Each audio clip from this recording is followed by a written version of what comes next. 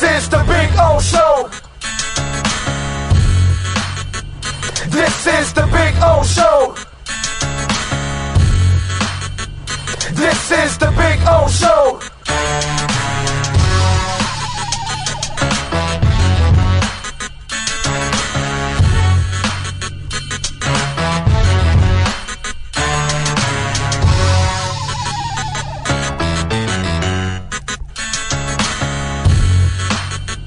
This is the Big O Show. This is the Big O Show.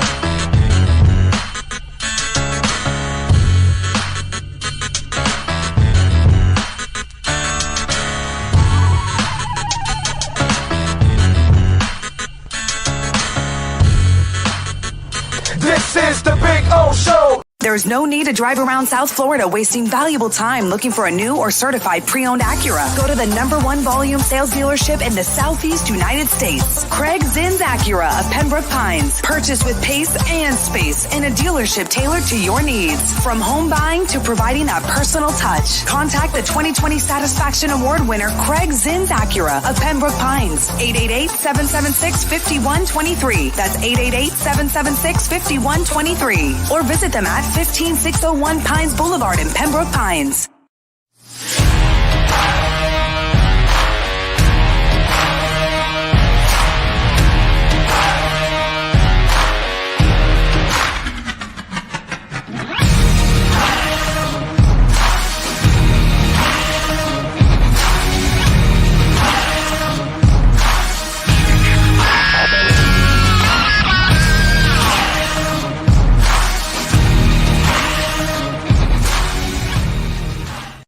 With more than 62 years of litigation experience handling insurance disputes, Welton Rayom is committed to resolving even the toughest insurance claims quickly. At Welton Rayom, they don't get paid unless you win. They handle complex personal injury claims caused by the fault of another in both state and federal courts. They handle auto, trucking, motorcycle, slip and fall, and bicycle accidents. Call 954-966-4646. That's 954-966-4646. Welton Rayom can help. Jamming, I wanna jam it with you.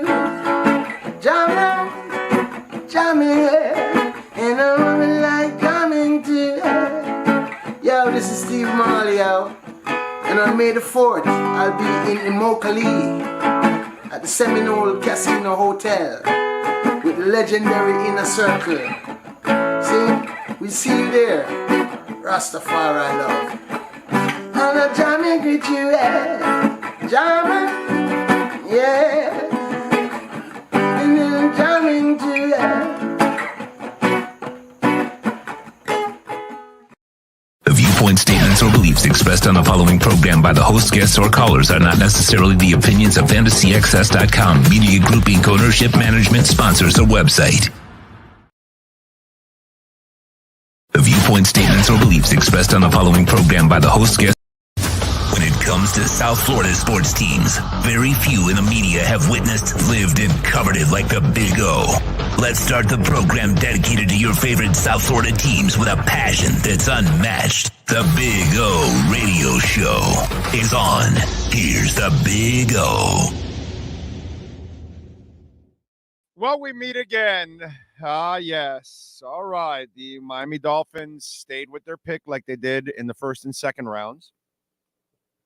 They moved up into the fourth by trading a third next year. Remember, they traded their third because they get two more compensatory thirds, but you can't trade those. So they traded their third next year. Oh, by the way, before I continue, please tell me that the audio is good, just to make sure, because I don't want to be talking and then I kind of got to save my voice because I've got two more shows. By the way, we'll do it after the second pick in the sixth round, okay? The next show. Very good. Yes. Okay. All right. Good. So they traded a third round pick next year to move into the 4th and got their guy in Jalen Wright. Now they got Mohamed Kamara, Colorado State linebacker, pass rusher, outside guy. And I love this move too. This is a move that you got to get pass rushers. You've got 2 guys that are injured. You added another guy. You added another linebacker to this team, which they need linebackers. You had to get better at this position. This guy has 30.5 sacks in his career, 45 tackles for losses. This guy is a playmaker, and one of my guys already, 2 of my guys, another guy just chimed in. This is all cold right now because I just sent it out to him. I really like this player, super productive, has good speed, doesn't fit the height weight standards without the length, but a good football player and produced against good teams. So he likes him. This gentleman says, dude worked his ass off at the East-West Shrine. Loved him. Quick off the ball, good bend. The EWS definitely bumped him up, the East-West Shrine game, which happens to a lot of players when they go to the East-West Shrine or they go, to certain bowl games.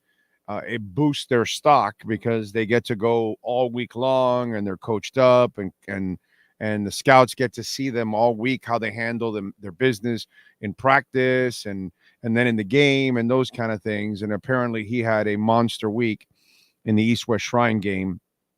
So that helped him out. So Miami adds Chop Robinson on defense, adds Patrick Paul on offense, adds Jalen Wright to the offensive skill position. And I think he's going to help out in the return game and special teams. And then Mohamed Kamara is going to be probably a pass rusher, outside linebacker, and probably going to help you out on special teams too. You probably definitely need him on special teams. You know what I'm saying? But this guy's got a knack, bro. 30.5 sacks. That's not a bad move for them in the 5th round. As I get some of my other guys chiming in, I will pass on that information. Again, remember, donations, as always, Cash App or Venmo at Cash Big O Show. That's how you can also send in your questions, comments, insults, compliments, all kinds of stuff. And you can make a Bitcoin donation. Super Chats, as always, thank you. Appreciate you guys. Visit our amazing sponsors, like, of course, the Seminole Casino Hotel in Immokalee, which will have Stephen Marley 1 week from today. I will be in Immokalee seeing Stephen Marley and Inner Circle, which, by the way, I interviewed yesterday. Inner Circle. I actually had Ian Lewis on, one of the 2 brothers. It's Ian and Roger, which are the geniuses behind Inner Circle. La la la la la. La la la la la no. And of course, Bad Boys, what you gonna do? So Inner Circle is opening up for Stephen Marley. It's gonna be a great concert. If you want to join me, there's the QR code. You can buy the tickets right there. And if you live somewhere in northern Palm Beach County, St. Lucie, then join us out there. If you want to make the drive, come on out, man. It's a great facility, great place, and it's going to be an awesome show next Saturday with Stephen Marley. So that should be really, really, really cool. All right. What else do we have going on? And by the way, we've got all the playoffs going on too. I'd be remiss if I did not mention. We've got Marlins and Washington at 4:10. We've got the Panthers starting game 4. They can eliminate the Lightning tonight. Oh, and by the way, we're rooting for Toronto tonight to even it up against Boston. We need that. We need that series to go to 7 games, play as many overtimes as possible. But I can't believe it. The Panthers have a shot of eliminating the Lightning today. The Heat and the Celtics start at 6 o'clock. And then you've got Inter Miami taking on New England. New England is the worst team in the conference. Miami is number 1. This is an easy 3 points. You better take care of business. This is a great day today. We got the draft. We got the Panthers possibly eliminating Tampa. We got the Heat. And by the way, what's it called? Who's the one that's out now? We've lost a player again today for the game. which sucks. So that they just lost somebody else. I forgot. They're out with Josh Richardson, Terry Rozier, Jimmy Butler, and somebody else. Let me see who they lost. Somebody today. DeLon Wright. DeLon Wright had probably a death in the family apparently, and poor guy, bro. Like Jesus. So tough stuff, but we'll see. We'll see if the Heat can pull off another freaking miracle. What else do we have? Greer must be comfortable with all the pickups he did in free agency. I am. I love Kendall Fuller. I love the pickup at linebacker. Now I'm freaking Brooks. I love that pickup, dude. Huge.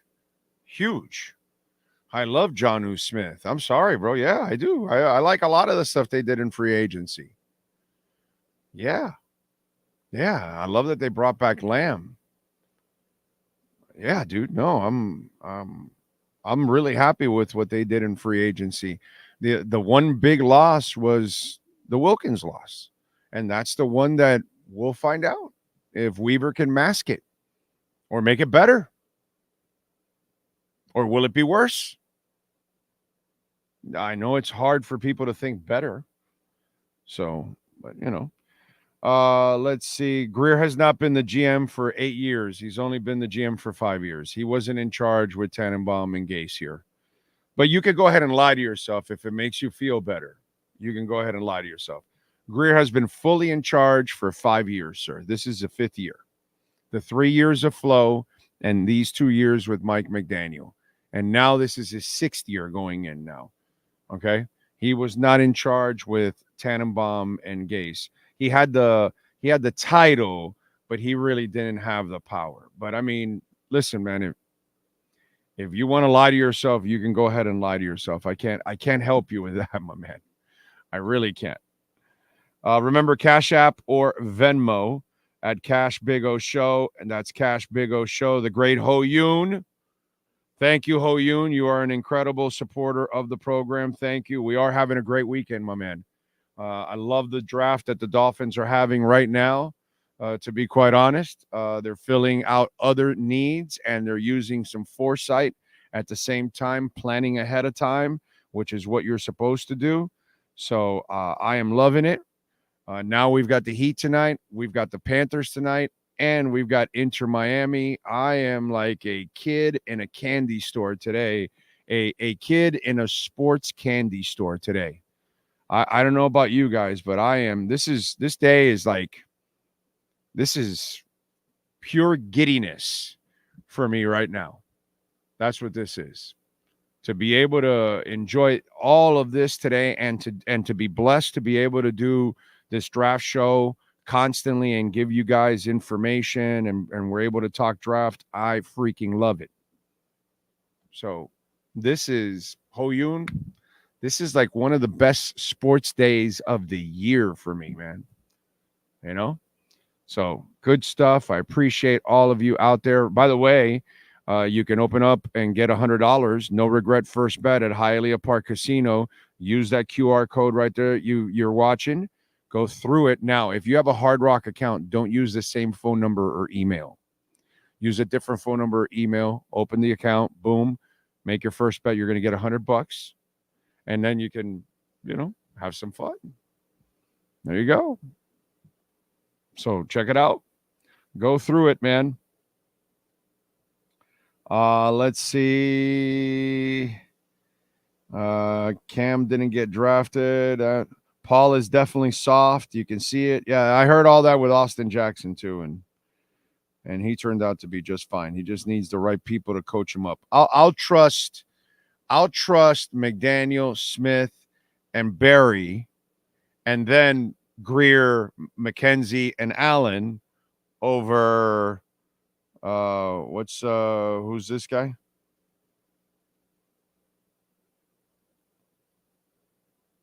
Who's the one that's saying he's soft? Ja-E. Okay. Ja-E couldn't find his asshole with a funnel. So I'll trust the guys that actually have been developing linemen, So we'll do that. You know, you have no valid opinion, Ja. I'm going to go with the people that actually have experience and they're valid at it, and they do it. They do it for a living. So you have no valid opinion. Anyway. Big O, do the Finns bring in Dalton Reisner? No, they don't feel he fits their scheme. Even though he kind of plays the same scheme, they don't think he really excels in this scheme. I've already talked about this a while back. I don't know why the Dalton Reisner thing continues to be brought up, and you keep noticing that he becomes available and they never sign him.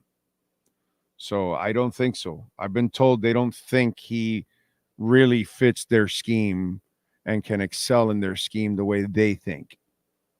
So that's why Dalton Reisner never signs. But I get it. People talk about him because he plays in the same kind of scheme. So they think that automatically he will translate, but some people may not feel the same way, may not have the same opinion. So if he's still out there, he may not be as damn good as you think he is. Right? You can't be damn good and still be out there. You know what I'm saying? Christian Mahogany's still out there, and he's a damn good guard. Well, I don't know. We'll see. Let's see. I got another one.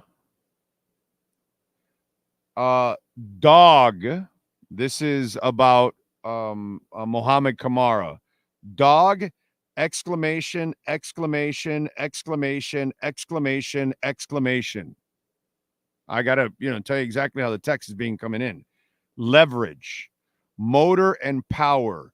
Kid loves ball. Kind of Chop Robinson, motor, loves ball. Great pick. Kid knows how to finish. Hold on. I got dots. I got dots. I got dots. I got dots. I got dots. They're typing. I got dots. Hold on. Hold up. Wait a minute. Let us put some boom in it. Give me a second. He's typing. Strong versus the run and passing game. Little undersized, but it doesn't show with his play and effort. Now, Harrison, some of those other guys of the past that are pass rushers that aren't necessarily really long, but they're freaking relentless. So he looks like it. So let me go over again. And this guy, by the way, is a college director of scouting. Dog, 6 exclamation points. Leverage, motor, and power. Kid loves ball. Great pick. By the way, he's in the AFC.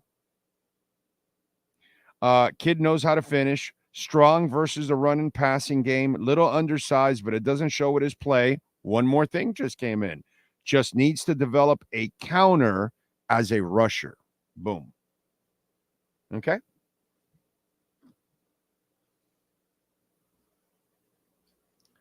We give it to you, baby. It's not just X gonna give it to you. O gonna give it to you. Big O, maybe pick up Cam Kitchens. He was already drafted. Big O, do you think the Dolphins give Tua's brother a call? Yeah, they could call him, say, hey, how you doing? Your brother's here. You want to talk to him?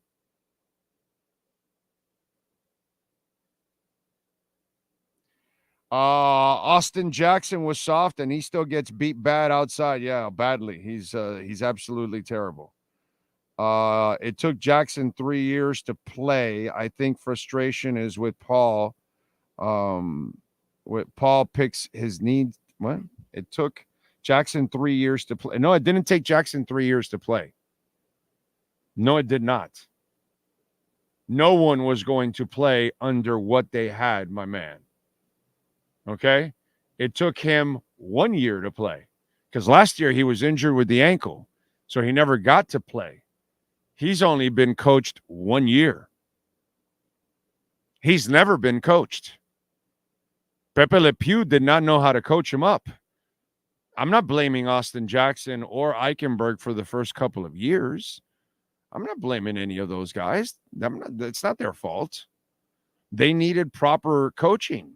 Like a lot of people, they didn't have it. They didn't have any foundation. Now's when they have a foundation. That's the difference, man. Why would we want another Tua? You don't need another Tua. It just doesn't make any sense. Plus, he's not that good. He's not really an NFL player. He's probably a CFL, XFL player is probably what he is. He's really not an NFL player. You know what I'm saying? So, height is the only reason he went in the 5th round. Yeah, well, the thing is that there have been some of those pass rushers that you have to be super relentless in order to overcome your lack of size. You know? So that's a key thing too. You got to be a special athlete to overcome a deficiency, whatever it is. And so if you're not a tall pass rusher where you can use your length to get some space and those kind of things, you're going to have an amazing motor strength, and you're going to have to be relentless, like James Harrison was. He wasn't a tall guy, but he was relentless. And there's been pass rushers like that, outside linebackers that have been like that. Sam Mills played in the middle, and he was small. You know what I mean? Zach Thomas was small. There's lots of guys that are small, but they have that. They're relentless. And Sam Mills or Zach Thomas or Harrison, none of those guys were going to be successful if they didn't have that motor, that love, that passion, that dog in them. And so apparently this kid, he has it because he has to have it. He reminds me, Pittsburgh, was it like,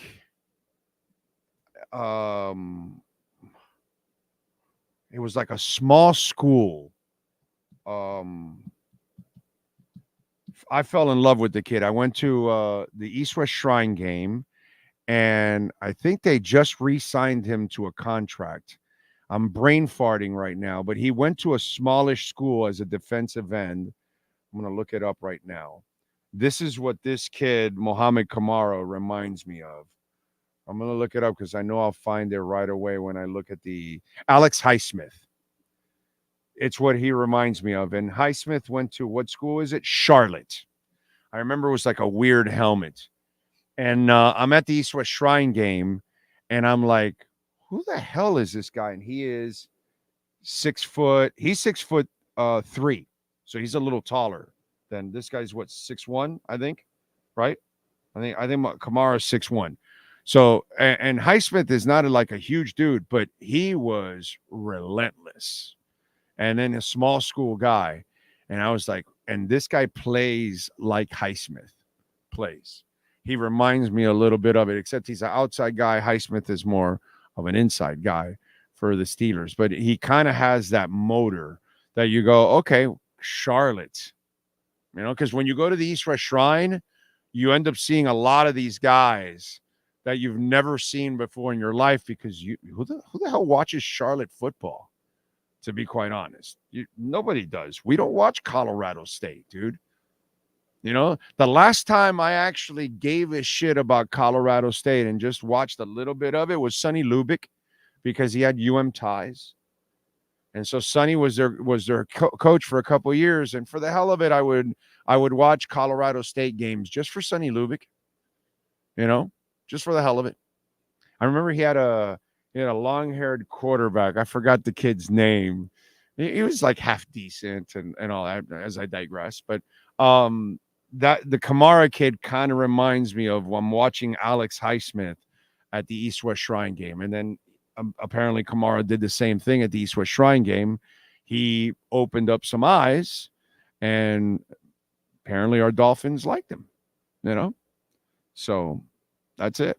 But apparently he's got everything else that comes with what you need to be successful. Highsmith is literally the opposite edge of Watt, not inside. Nice comparison, though. I'm just talking about motor. I'm not talking about the player technically. You know what I'm saying? I'm talking about what reminds me when I watched this kid in his highlight film, and then what I saw from Highsmith, I saw a guy with just a relentless motor, you know? And so sometimes that's, you know, part of the equation is a foundation. It goes both ways. Okay. in order for Chop Robinson to be a guy liked by so many, it's because obviously his pass rushing skills, his athleticism, but his relentless motor, his love for football, his character was part of it because, okay, he's not a finished product, but man, we could get him there because he wants to do it. You know what I mean? And then the other side is, okay, I've got a foundation with this kid I can work with. I can build on it, right? Okay, so now the other side is you want to learn, you want to grow, but you have nobody to teach you. Austin Jackson, Liam Eichenberg, when you get here, like you're raw, you needed help, and there's nobody to help you because Pepe Le Pew is not really an offensive line coach. And because your head coach and Flo keeps changing his offensive line coach every year and his offense coordinator because he can't build a staff. So if you can't find coaches, you can't build a staff, how are your players supposed to learn and get better? So that's where I was telling you, I throw out the first couple of years on those guys. Austin Jackson's only had coaching. He's had coaching for 2 years, but last year the coaching he was injured with a high ankle sprain. And then this past season, finally, he was healthy and he excelled with the right coaching. It all goes together, man. You know, a child grows up in a broken home and doesn't have a mother or father, there's a good chance that kid's going to go awry. Maybe not.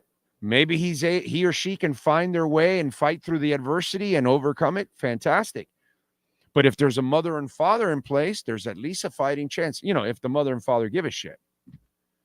But that gives the kid a foundation, right? Because there's a mother and father there to tell them that they love them all the time, to support them, that they're there for the good, they're there for the bad. And it's amazing for a child to have a foundation like a mother and father at home all the time. Right? You have a better chance of succeeding in life. But if you go home and there's no mother and there's no father and there's no leadership and no nothing, then how do you have a foundation? It's a lot harder. It's not impossible because Dwayne Wade had no foundation and he figured out a way. So it is possible, but it doesn't help. Doesn't help any of us we cannot grow without a foundation. We need somebody to give us a bed to sleep in. We need somebody to give us some food. We need somebody to educate us. We need somebody to guide us. We need somebody to give us some advice. If we don't, we're rudderless ship. So it goes both ways. If you draft a kid that's lazy, now you're fighting. Oh my God. Okay, so he's talented, but he's lazy. Okay, he's talented and raw, but he wants to work his ass off. Now I got something.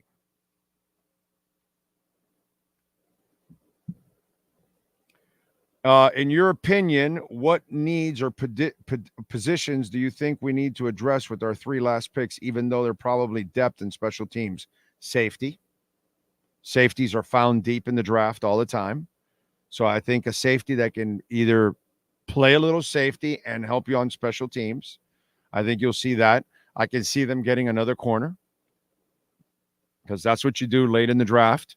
I can see them experimenting with an offensive lineman at this point in time. Some along those lines. I would say that. And maybe, you know what, a project receiver. Yeah, because you haven't drafted a receiver. So if there's a receiver out there that maybe has some height and a little speed, not complete. I don't think you're going to find one that has, what's it called? Mike McDaniel type of love for speed, but a decent feet. I can see something like that. That's a possibility. Where are we at now in the draft, by the way?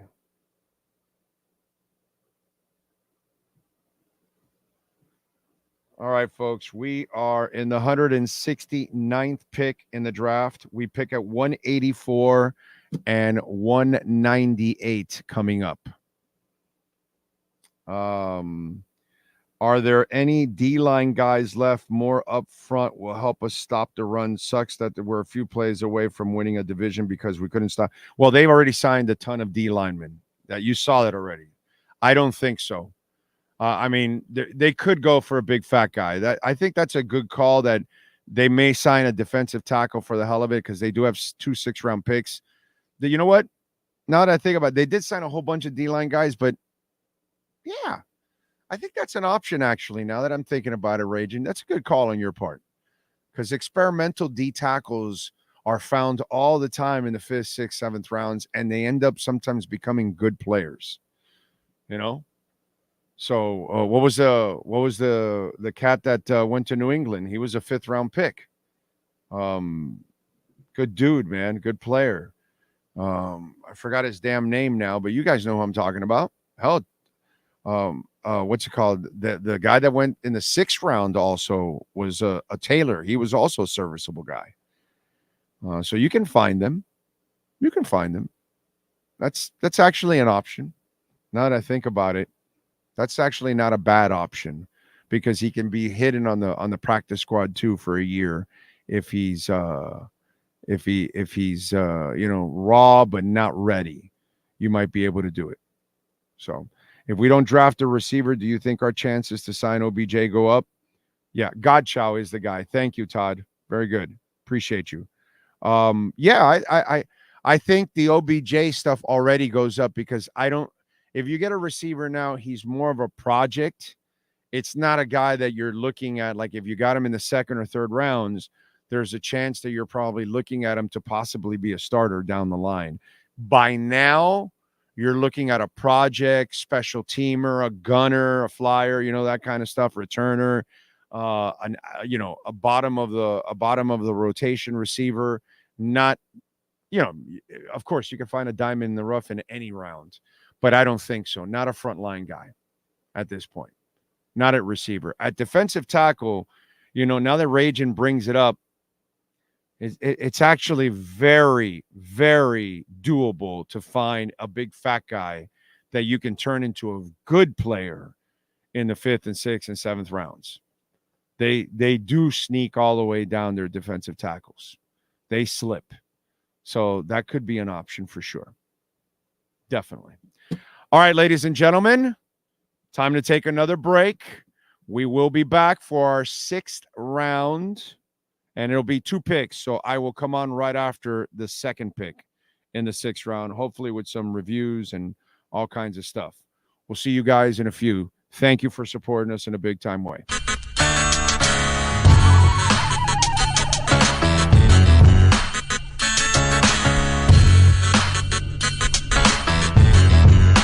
This is the Big O Show.